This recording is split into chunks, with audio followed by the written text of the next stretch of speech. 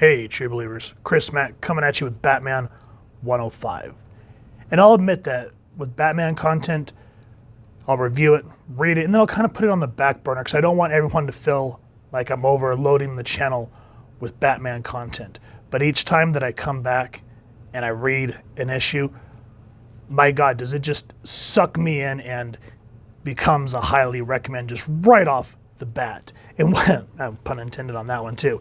What do I mean by that? This particular arc that we've been going over focuses on the friendship. Yes, I said friendship between Ghostmaker and Batman. They both kind of became, in a sense, I want to say brothers in arms is the best term that I can think of. They both kind of went to the same places doing their walkabouts. They both wanted to fight crime. But then, if you can remember from the last issue, if not, pause this review, go check out issue 104, and if you like it, go get it at your local comic shop, and then come back. Bruce talks about what his motivation is to why he wants to be a crime fighter, and it causes a catastrophic schism between these two friends. And before I go any further, let's talk about who's making part 4 of Ghost Stories. This is James Tynion IV, writer, Carlo Pagalian and Danny Miki, Alvaro Martinez and Christian Bruce, artists, and David Barron doing the colors. We have Clayton Cowles, letterer. Here's everyone else working on the book. And of course, Batman was created by Bill Finger with Bob Kane. After this schism, they essentially make a pact. And you see Ghostmaker here say, "You're giving up then." And let me, if I can get the page turned. Because what? You're done with your training. You're going back to Gotham. It's time. And Ghostmaker's trying to say, you're not ready. You still don't understand, Bruce. What we're doing, what we've built ourselves into these past years, I'm not interested in hearing this again from you. We're both crazy. I'm not the psychopath. And that's why you're probably going to die in the first 6 months of your war on crime. And it's just like two friends who are having a huge fight. He goes, the world's broken. I thought you understood that. We should stay up late at night and talk about just how broken it was and come up with ideas about how to make it better. Not for the glory or personal gain, but for the sake of it, the task itself. For the sheer art of it, damn it. But Bruce says, I'm sick of you telling me what to do. Ghostmaker says, you can't save everyone. You can't even save most people. Treat crime fighting like the art it can be. Let go of your parents and your guilt. Let go of Gotham. Let go of the idea of Bruce Wayne.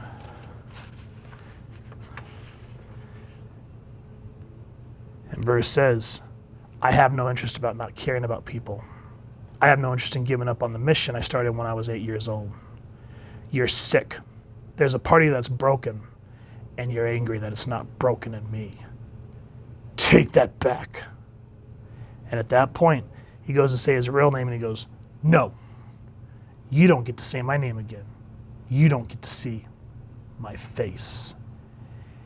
And this is where we both talk about, where they both agree, saying that if Ghostmaker stays out of Gotham, and if Bruce stays out of any operation that he sets up across the globe, he will stay out of there as well. That's why when we do the backstory in the last issue with Dick, and we see Bruce get enraged, this expounds upon it. And at first you're thinking, oh, this is just drama. It's really well-written drama with characters. You're getting more depth to them. This isn't just standing and talking. You feel their hurt. Because Robin hits the nail on the head in the last issue, and he goes, you miss your friend. And Bruce says, yes, I do. So with that, then we get back to the main story of what Ghostmaker was essentially trying to do, was trying to use Bao, Clown Hunter as a pawn. He basically said that Harley had a hand in what the Joker did to his parents. And just look at the art, how everything just has that stark, gritty, nasty look to it. And Bruce saying, Bao, drop the sword, talk to me. There's been too much talking already. You're being played. And remember, Clown Hunter hates Batman because Batman won't do essentially what Red Hood or what Ghost Maker will do. And Bao says, you don't care about me. Yes, I do. I know your pain. I know how much you want to make things right, but this is the wrong way to do it. Maybe. Maybe I don't care. So Batman has to act fast. And here, Harley says, if you're going to kill me, do it. But first, let me explain some things. I know how you feel. No, you don't. And she says how she used to be a psychiatrist. Yeah, clearly you're really good at that. Something you're going to learn here is there's lots of different paths to growing up. And most of them fuck you up pretty good. Ain't that the truth? So Harley goes into... Again, you'd think this is standing and talking, but again, it's another great moment for character development and exploration. She says, I don't remember that night. I don't remember your parents, but that doesn't matter. I've done so many bad things. Look, if Batman's telling me I was there, then I was there. I'm sorry your parents died. I'm sorry I had any kind of hand in it. And again, a lot of times when someone's having issues and they kind of develop their own reality or own persona, Harley goes, what's his name? Bo? Bao. Okay, Bao. Clown Hunter. I'm Clown Hunter. And look at this sense of duality and pain in his face. You see, again, how when we see Bao, for the most part, we see just the goggles. But look at what the art team does here. Yeah, we see the goggles, but look at the eyes. She's getting through to him, and he's fighting it, saying, Clown Hunter, I'm Clown Hunter. Harley doesn't budge. Bow. And she goes into talking about how she thought Joker was broken like she was, and he used that to manipulate her. She wanted to feel strong, and she didn't realize that she was basically a marionette being pulled by the Joker. I wanted to be the one with all the power. I wanted to be the one people were afraid of. And now I'm going to be dealing with the consequences of that for my entire life. I'm always going to be Harley Quinn, and I'm trying to make the damnedest to make the most of it. I'm going to try to save as many people as I tried to hurt back in the day. I want to be a better version of me. And a lot of times, you can't better yourself until you accepted your past and starting to move forward. Harley's doing that, and she's trying to save Bao a whole lifetime of regret. And he wavers. I love that, just that simple frame of the hand shaking, because now his resolve is not what it was. Now, I don't want to go any further into what happens with Harley and Clown Hunter, but needless to say, it finally breaks into the boiling point of these two friends. He runs in. Not everybody can be saved, but most people can. And you usually can't tell when you're face to face with them on the worst day of their life. You're just protective of him because he lost his parents like you. I also recognize as a man who's helped a lot of wayward young people find better paths. I'm not a teenager anymore, and neither are you. We're both getting old. I'm not done trying to save this city. I don't think I ever will be. And Bruce says, we don't have to fight. Fine, we don't.